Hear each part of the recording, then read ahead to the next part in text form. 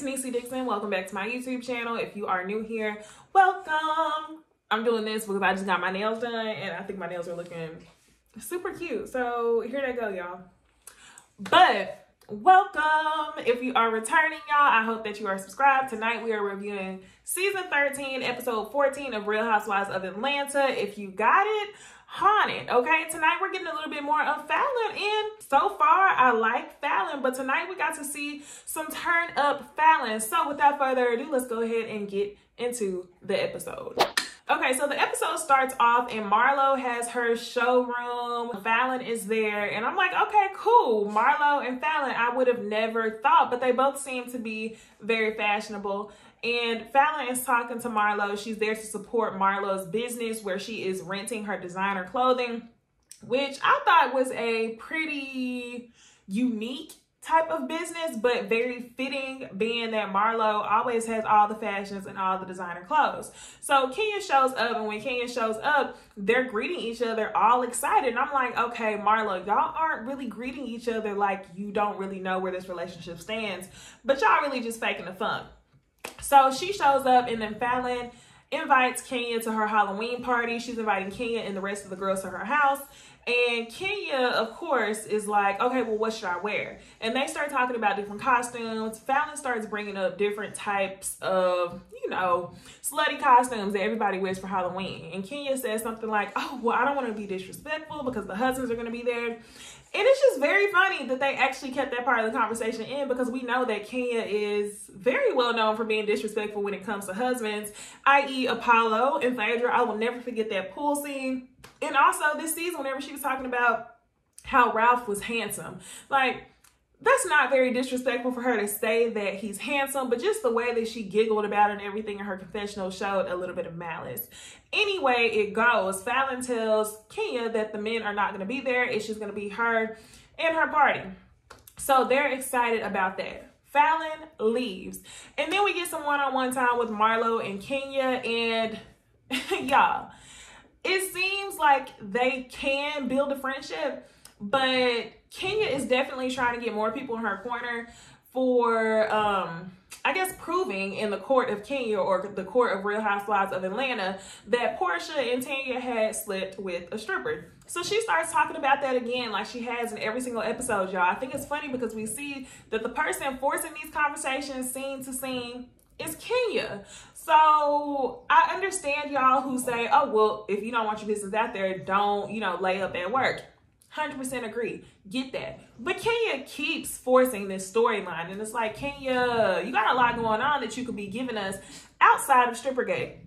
So that's whenever Marlo is taken aback, and Marlo is talking in her confessional, and she feels like she wants to build a friendship with Kenya, but she doesn't really know if it's genuine or not, because Kenya cannot keep Portia's name out her mouth. Even though she didn't say Portia's name in this scene, all she had to do was allude to talking shit about the girls. So she first starts talking about Marlo renting the clothes out to saying, oh, I wouldn't want to rent the clothes to these girls with some wops. So I'm like, so Marlo and Kenya don't finish their discussion without Marlo delivering the messy news that LaToya was telling the girls about Mark wanting alimony. And I think that Marlo did the right thing in that situation, because LaToya, if you're going to bring that up in front of the other girls, you would have had to know that the information was going to get back to Kenya. So I'm not even mad at Marlo for bringing that to Kenya. I mean, if that's your friend, even if that's not your friend, I would be like, hey, I know you think that this person is your friend, but she's really not, because she's telling me your business.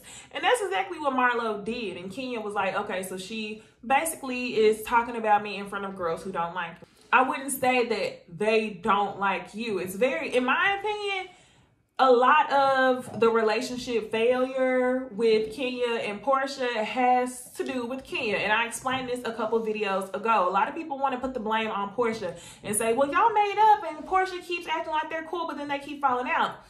Yes, but y'all, look at the why. You can decide to be cool with someone, but whenever someone shows you specific character traits over and over and over again, of course, you're going to decide to distance yourself from that person. It doesn't matter if, you know, me and Sally made up, but Sally is going around disrespecting all of my friends in ways that, you know, any way that she can think of. Do you think I'm going to be like, oh, I'm leaving myself out of it? No, like that just would not even make someone a genuine person. And it doesn't have to do with riding too hard for your friends. It's about being selective with the company that you keep. So there's that. That's my opinion on that. So yes, either way it goes, Toya shouldn't have been delivering the business about Kenya to the other ladies. So Marlo tells Kenya. Now we have a sit down with Drew and her mother. And Drew is saying that she has to go to New Orleans for work. And y'all, I have been dying to get to New Orleans, okay? The food smells like seasoning. I want the beignet powder in the air. I want to hear the music.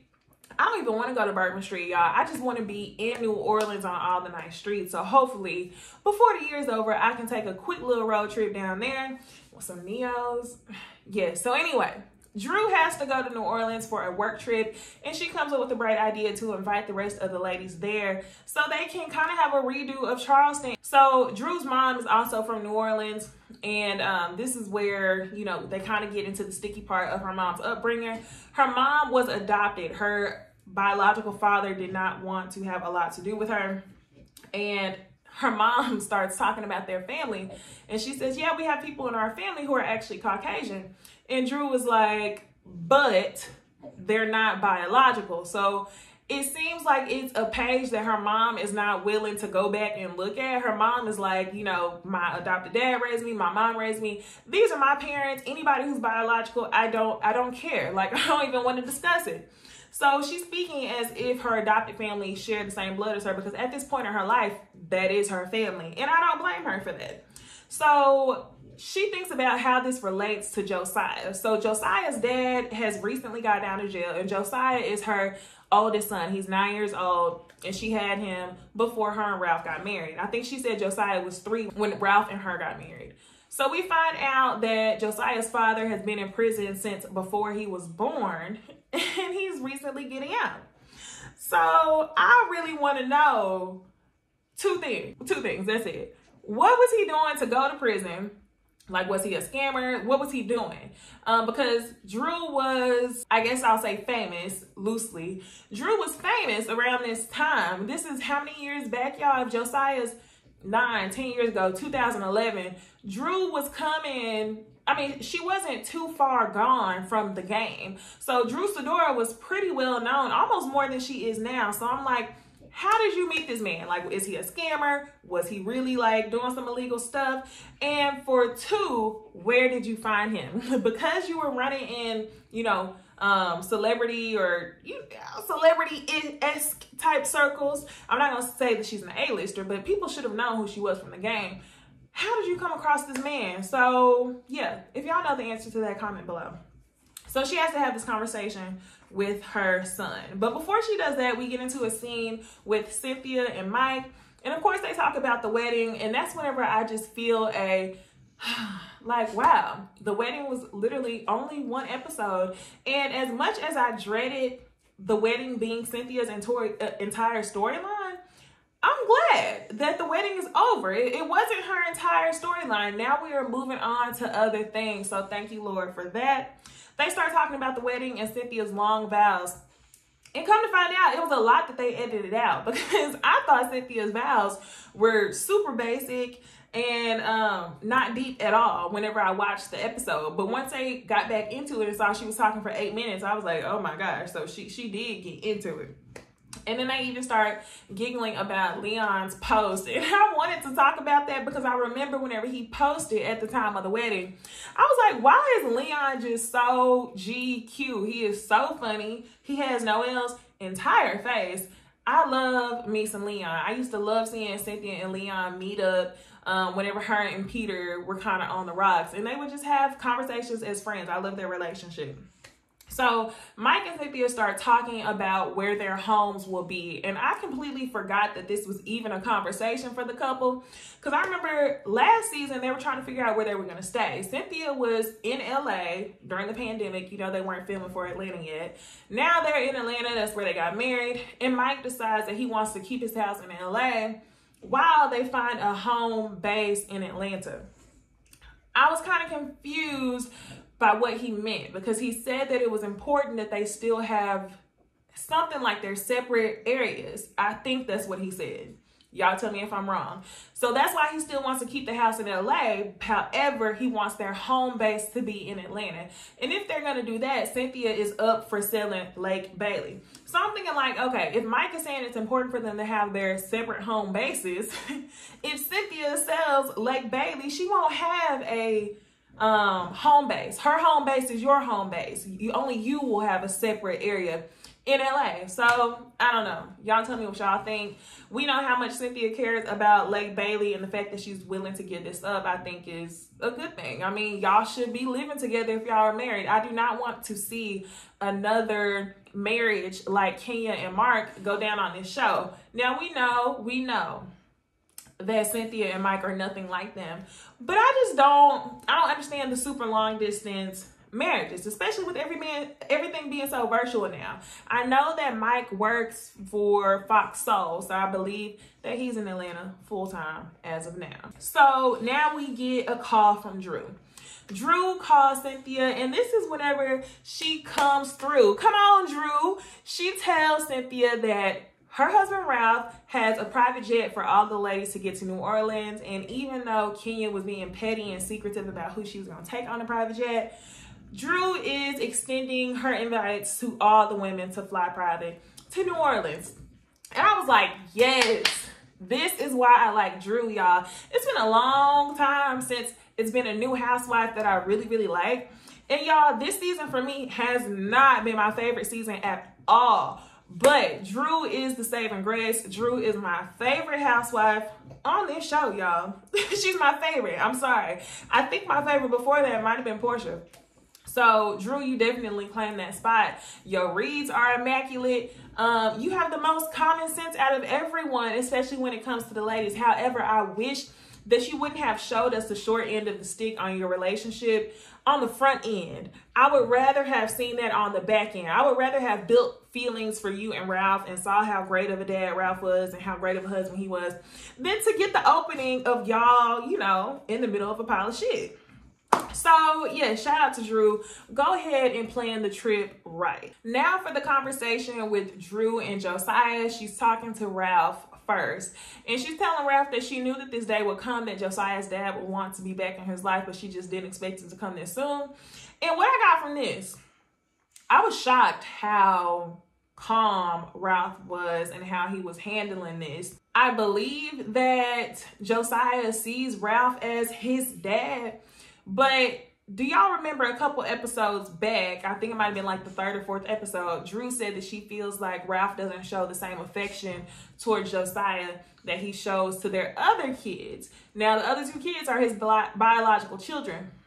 So I wonder if Ralph has always been able to keep some sort of separation between himself and Josiah, knowing that Josiah actually had a dad that was going to get out of prison. So that's interesting. They decide to have a conversation with Josiah. He's 9 years old, and he's sitting down with the grandmother. And the grandmother, it's just, when I seen that scene, I was like, no, I don't think I could live with my mom. I really couldn't, especially if I was Drew and you have a husband and you have kids in the house, because your mom is always inputting on your marriage, inputting on conversations with your kids. Like Drew says to Josiah, I need to have a conversation with you. Mommy needs to have a conversation with you. And her grandma says, what conversation are we having? And I was thinking to myself, like, would you have asked your mother to leave the room so you could have the one-on-one conversation with your child, or would you just have had her there? Like, I get that that's your mom, but it was just funny to me how the mom literally had no clue what conversation was about to go down. So she starts talking to Josiah, and there are several things that was very off to me about this conversation. Number one, old daddy. Old daddy. That is very weird. As if someone can no longer be your daddy.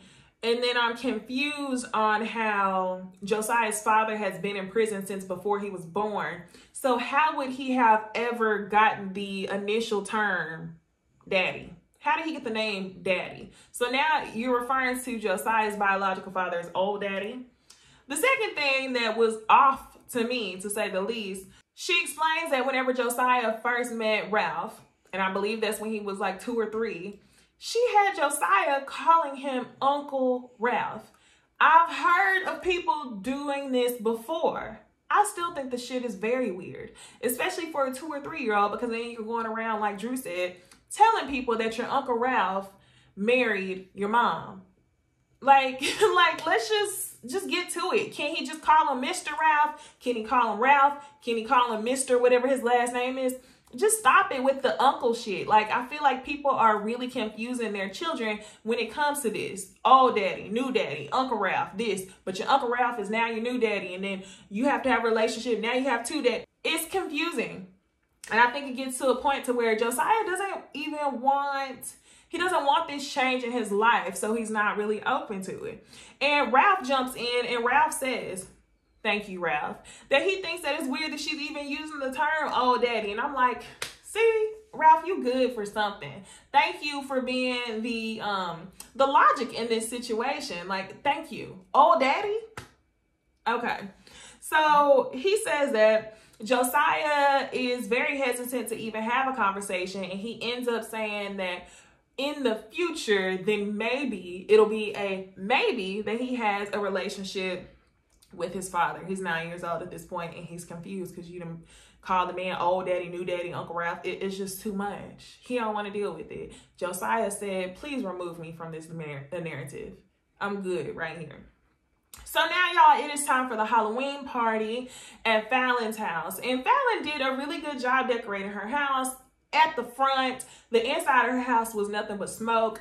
But do y'all know I would have been mad as hell if I invited them girls over, decorated my house for hours, got my whole body painted, only for LaToya to come with the bad energy and you hoes leave after 20 minutes. I would have been mad as hell. That's why when you host events, have it somewhere else. I'm not restructuring my entire house for y'all to act a fool and then decide to go home, or show up late and decide to go home 5 minutes after being there.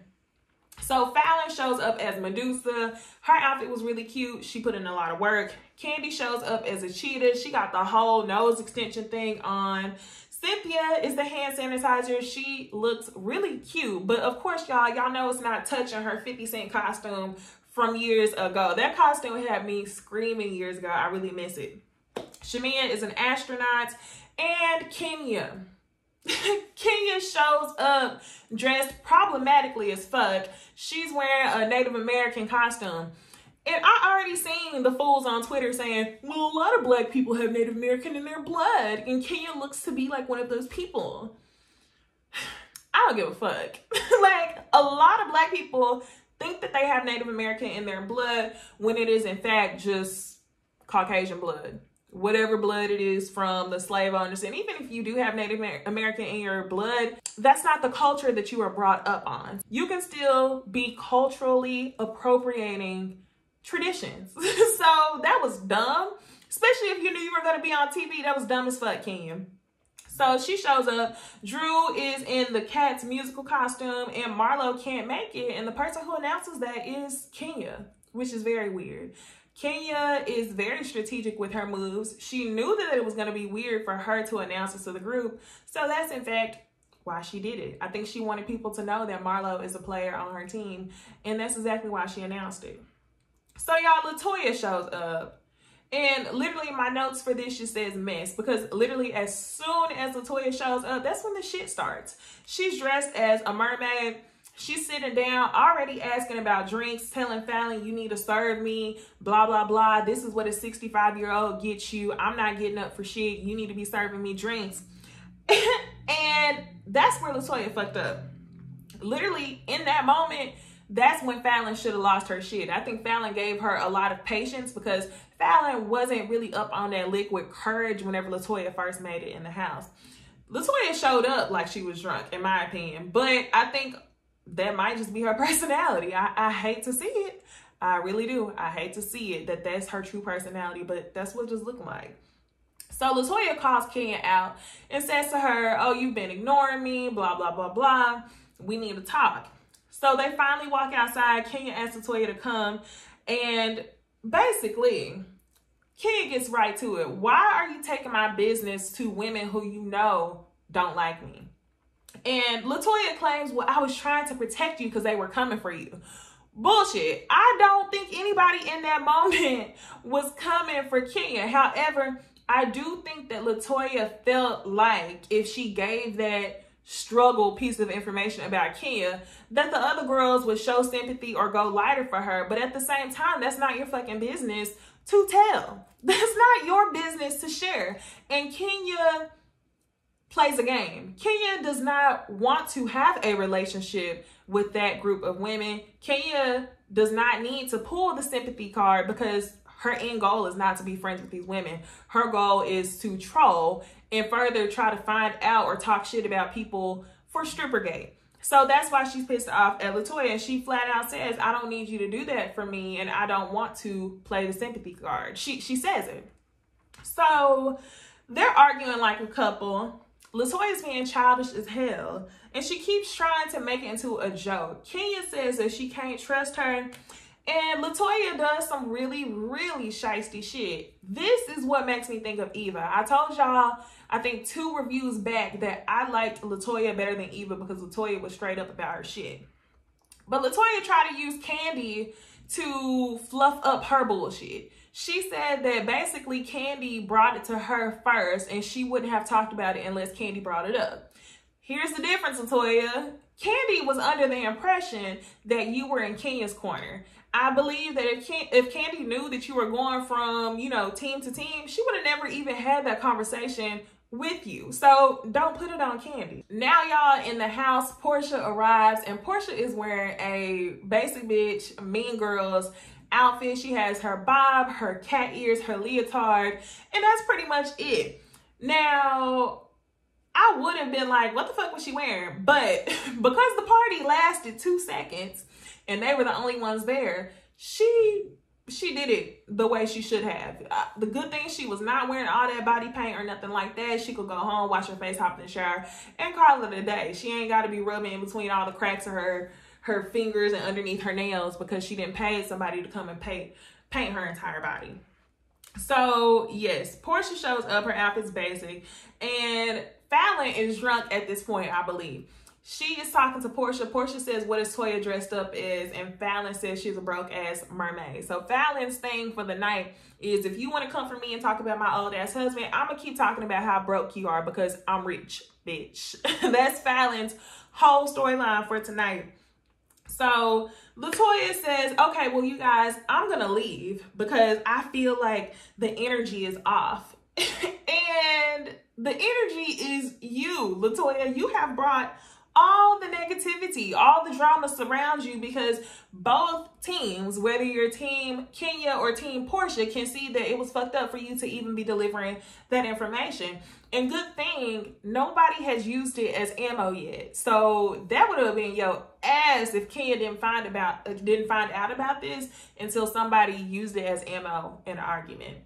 So I think she's just looking really dumb. She's definitely put herself on an island. So she's asking people, hey, Kenya, can you walk me out? And Kenya's like, no, I'm not walking you out. And she's thinking that she's joking. Kenya's like, no, bitch, I'm not walking you out.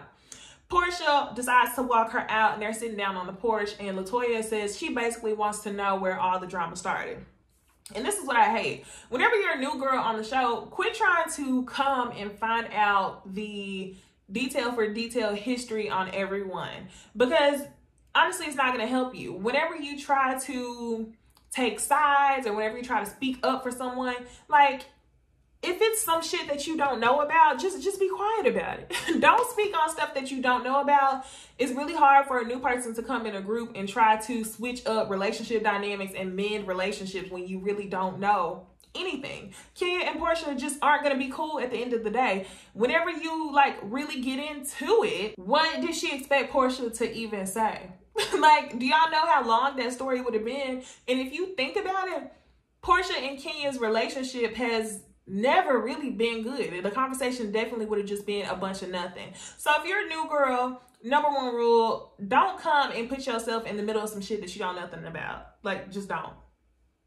So they're talking, and she explains to Portia that basically Kenya is upset because we kissed, and that Kenya is thinking that it's something that it wasn't. And Portia's basically like, girl, you keep coming up with these excuses, but this has nothing to do with me. And the girl's not speaking English. LaToya is not making sense. She's just saying a bunch of words. She looks like a grade A bullshitter right now. So not 2 seconds after LaToya says she's leaving, Kenya's leaving. And at this point, I'm like, you should have just walked LaToya out because you're literally going to walk into her. So she walks into her, and it's Fallyn, Kenya, someone else, can't remember who, I want to say Shamia, and they walk on into Portia and LaToya having a conversation on the stoop. That's where Fallyn is like, okay, I got this bitch right where I want her. I'm ready to turn up. So she asks LaToya why LaToya is leaving. LaToya says that the vibes are off. She's walking towards the car like she's about to leave. And then she's talking shit. Fallyn says, oh, I'm 31. I got 3 kids. You're disrespecting my husband's house. And LaToya is hollering out the car, three kids, 3 different baby daddies, blah, blah, blah, blah. So Fallyn starts turning up. She starts running. And this is where I call the portion of my notes BGC shit. That is so hard to say. Bad Girls Club shit, okay? This is kind of the vibes that I've been getting the whole season underlying with the nieces. It's a lot of Bad Girls Club shit. LaToya is rolling down her window, yelling and cussing. And I'm like, Fallyn, where are you going though? Like, LaToya is in the car. I don't like whenever people be ready to fight after the fact. You should have addressed her ass when she came and sat down at your table and basically commanded you to serve her. And you served her. So you guys, Fallyn might be our Eva in this situation. We'll see, hopefully next episode, if they run into each other again and if Fallyn is going to keep that same energy. So she's a damn fool. Pretty much all the ladies on both sides are over LaToya. Drew is definitely like, she drinks too much. This is it. She drinks too much. Drew even mentioned earlier in the episode that she was drinking too much at the nieces night, which is why she had to give her a ride home. So all in all, y'all, I'm not mad at this episode. I thought it was pretty entertaining. I'm glad that we get to see Fallyn. The Halloween party was sad. It was sad, especially with it being over 15 minutes after it started and Fallyn went and dressed up her house for that. But y'all, I think LaToya is definitely putting herself on an island, and I don't see her coming back next season if nobody wants to film with her or really claim her as a part of their team. So y'all comment below. Tell me what y'all think about tonight's episode. Be sure to like the video so more people can find my Real Housewives of Atlanta videos. Subscribe if you are not subscribed, and I will see y'all in the next video. Bye, y'all. 48 hurt.